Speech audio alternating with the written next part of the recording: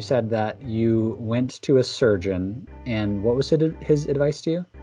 Yeah, so this is like top one or top two surgeon for specifically FAI in the country, in the United States. And he told me that based on the shape of your hips, your extreme form of FAI, like the hip arthroscopy procedure that a lot of you probably have maybe gotten consulted for or been recommended, wouldn't work for me because my hips were in too bad of a state. And his advice was hip arthroscopy will probably make things worse. Your best bet most likely is to stop running, stop walking. Sorry, only walk. And then once walking becomes too unbearable for you, probably in like your late 20s, early 30s, you can go in for bilateral hip replacement. That was his advice. Stop everything until it gets so bad that you can't bear it, and then get both hips replaced. Yes, exactly. Wow. And you didn't do that, and is it getting worse and worse and worse? No, it's only getting better and better. Got it. Yeah. Okay.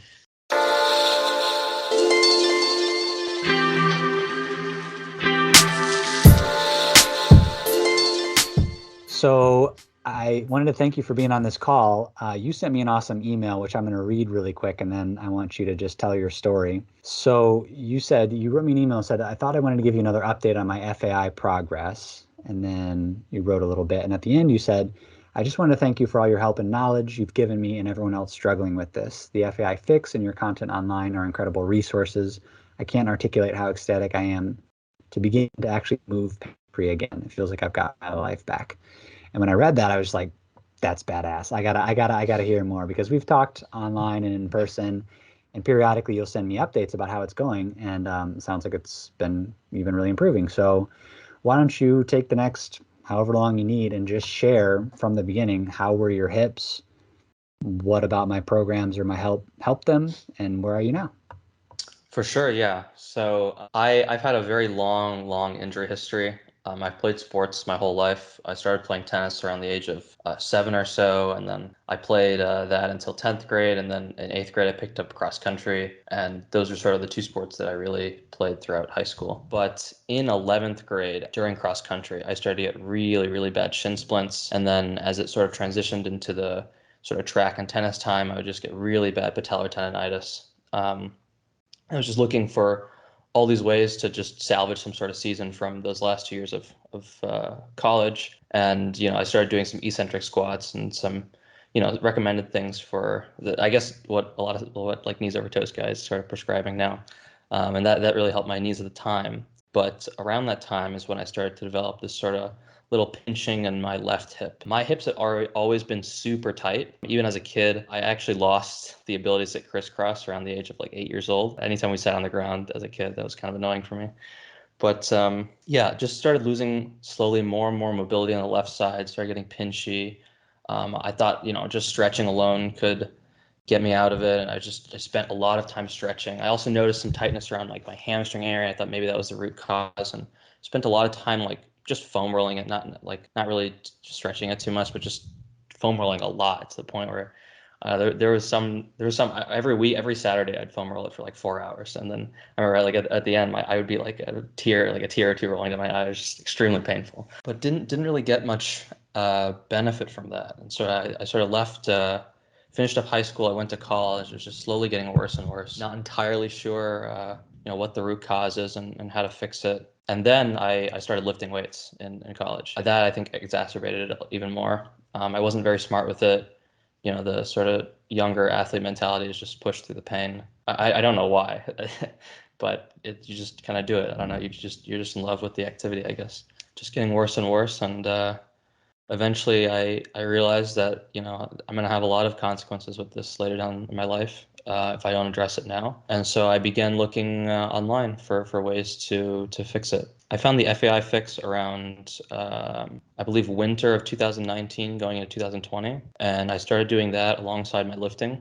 And that definitely brought me some short-term relief, like especially before the lifting, creating some space in the hips. It allowed me to get into some positions I wasn't able to.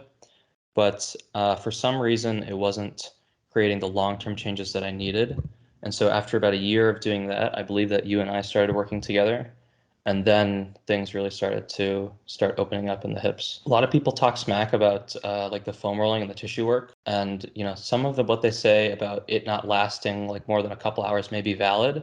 But you also have to remember that like the couple hours that you get from it is an incredible opportunity to go in there, lengthen and strengthen and create some like actual long-term change. And that taking that mentality and sort of backing off the training a little bit, using the training to actually make my body feel good, to actually do what I wanted to do in my hips, which is to open them up, really, really started to benefit me. Slowly but surely we made more changes and started to open things up. And then at the beginning of this year is when things really started to shift. On one of the calls towards the end, you and I were talking about the importance of like the lower leg and like foot and ankle positioning.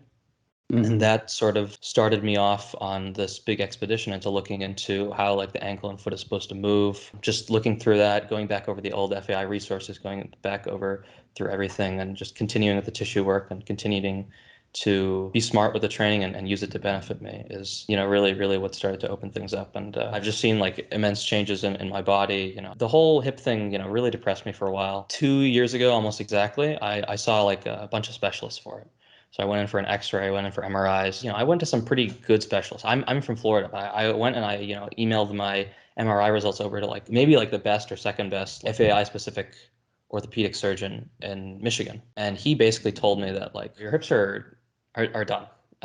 Your hip sockets are twice as deep as they're supposed to be. They're running into each other at like 60 degrees of flexion, and you really should just stop all activity except maybe walking. And that made me really sad. And just to be able to like run again, to like squat pain free, to just do a lot of these things that like we were all have been able to do since we were able to do since we were kids, has been excellent, not only for my physical health, but just like my mental health and just being, content and satisfied. I have a lot of energy. I need to get it out somehow. So it kind of sucks when you can't use your hips and body properly. But yeah, Totally. that's sort of my story, I Totally. guess. I know that from experience about to have that all sort of seemingly taken away from you at a young age, I know, yeah. 20s is like, what? Like this is supposed to happen Yeah. when you're 60. Yeah. I'm curious, like you mentioned some of those things like squatting, walking, running. Like, can you give me a snapshot of like what couldn't you do before that you can now do? I'll start with the stuff the small stuff that really I wasn't able to do. At the peak, at the worst pain of my FAI, I remember I was sitting on the toilet in the morning, right? You go to the bathroom, and it just excruciated. It just felt like my hip was like degenerating actively, just as if I would sit on the toilet, just really, really bad pain. The worst thing was like putting on my socks. I could barely put on my socks. Like I would have to like do 15 minutes of stretching and then like contort my back and like just jam my knee up in order to get my socks on. I have kind of long legs, so I'm gonna partially blame it on that. But it was really bad. And now all those day-to-day activities, I don't even think about them. I sit if I need to. I put on socks immediately if I need to. You know, Overall, it's just like a much more hip dominant way of moving. I feel like that's really important. I'm slowly working. I'm actually not that far from being able to sit crisscross. I can sit in butterfly. My knees are still a little high, but working on getting that lower. But it feels even in my hips. It feels pain free. I couldn't even imagine sitting on the ground, not even in butterfly, but with my legs straight at the start of all this. I used to swim too. There was a period after the doctors told me not to do anything where I was swimming. And after a while, I would swim long distances, like maybe a mile and a half. And my hips would start bothering. Like, how does this have anything to do with the hips? But, now I'm swimming, somewhat regularly and the hips feel great. Actually a lot faster now that they can actually rotate properly. Just everything. I started playing some pickup soccer recently. Not too much, but just light easing my way back into the running and stuff. And, absolutely pain free. My hips aren't like locking up. The main thing is that they can rotate properly in motion. And I couldn't really ask for more than that. Yeah, that's amazing. I mean, Yeah. from like putting on your socks hurt, sitting on the toilet hurts, Yeah. walking, running, squatting, like everything hurting. Doctor saying your hips are a mess, kid.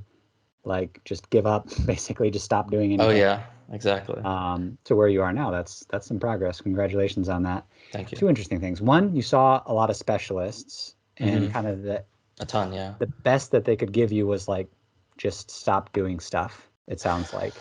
That's one Yeah, interesting part to me because like yeah. is that really the best that we can offer people who are your age dealing with bad hip problems? I don't think so, obviously. The other interesting part about your story is you were already doing what a lot of people try first, which is foam rolling, stretching and going to the gym and strengthening things. Yeah. Um, and when you started doing the FAI Fix program and working with me, we were still doing those things, but in a deeper way, in a particular way. We're still massaging things, we're still stretching things, and we're still strengthening things. But the devil's in the details. It's like it's kind of counterintuitive for someone to think, oh, this kid is still massaging and stretching and strengthening things, but he's getting better. And I'd love for you to discuss a little bit like how can it be that you're still doing the same broad categories of things, massaging, stretching, strengthening, but it's now helping? What was different about what we started to do? So in what we did, there's a lot more intent behind everything, and there's a lot more experimentation on my end. For me, I realized, through working with you and through experimentation, that the tissue work for the like lateral glutes, and sort of like the TFL area was really what was going to make a big difference, or what eventually began making a big difference for me. I didn't have to focus too much on the front of the quads, although I did, but it's sort of the back area, opening up that range, and then teaching myself like how to actually relax the front of my hips so that you can sit into that is honestly what made a big difference. Like at the end of the day, the essence of like getting over FAI is figuring out ways to like hinge deeper with pain free, properly. And that may seem like it's kind of simple, but there's a whole slew of possible things that you have to like look into and try in the lower leg and around the knee, back of the knee, hamstring, glute. It's sort of like a puzzle that you have to. I think you were the one that told me this, but it's sort of like a puzzle that you have to put together, and it's a difficult one. Yeah. Yeah, you definitely have to go beyond the first attempts of like, let me just mash around on this foam roller for Yeah. filler in kind of a random way, more than just a generic yoga class, more than just a classic bodybuilding weightlifting split. It's got to be, Yes. like you Yeah. said, more intentional. Yeah, and something else you told me that really helped me mentally was that you said one time you told me it's not a linear journey. Like your path out of this is not going to be like once you find something that works, it's not going to be up and up and up just out of the straight. It's like you're going to find something that works that's going to get you so far. You're going to find something else that works in tandem with what the other things that you learn, and that'll get you so far. And you have to like always be building upon that. And that was really important to remember on the days where things weren't going well, and when things that I was trying weren't really working, and just knowing that as long as I stuck with it and stuck to the basics, that I could prove out of this. Yeah, nice. What would be your one thing, your top piece of advice, your big takeaway, or maybe takeaways if something comes to mind for anyone else who's similar to you dealing with hip problems? Yeah, for sure. Yeah. So, my hip thing is supposed to be really, really rare. It's like an extreme form of FAI. It's called protrusio acetabuli. Basically, the hip sockets are twice as deep as they're supposed to be. But, at the end of the day, it all has to do with like the muscles around the hip that are really restricting you. Some of you watching this that have sort of been hitting roadblocks and just feeling very frustrated, probably have addressed some of the things in your hips around the hip area. I would encourage you guys to start to look into your lower leg, specifically your tibia and your lateral calf, and the ankle joint, and making sure that it's not like locked up and rotating properly. Because if you think about it, like the ankle is a gyroscope, the hip is a gyroscope. If they can't rotate in tandem, that's definitely going to cause a lot of problems with the chain. So don't ignore the lower leg is my advice. Like I sort of got the hip area down pat, but I wasn't making the progress I wanted to. And then once I got the lower leg down, that's when things really started to open up really well. That's awesome. Yeah, very good advice because obviously, if there's a site of pain or movement restriction in the hip, the first thought is keep working on the hip, which Yeah, is yeah. true. You need to calm it down. You need to get it Hmm. rolling and sliding and gliding and moving better. But then there's these other parts of the body which definitely are affecting the hip as well. And the foot and ankle complex is one of the obvious culprits. I like the analogy of like the whole body is so connected. It's like if I pull on my shirt here, this part of Hmm. my shirt down here moves as well. So if the Right, ankle's yeah. really restricted and it's not moving, and I'm trying to move up here at the hip, something's going to go wrong because the whole chain is not working in coordination. So excellent piece of advice. Well, I want to thank you so much for being on this call, for sharing your story. Yeah, I just really appreciate you and look forward to talking to you again soon. Shane, it's always a pleasure. Forever we'll appreciate how you helped me. So thank you. Yeah, my pleasure. See you later.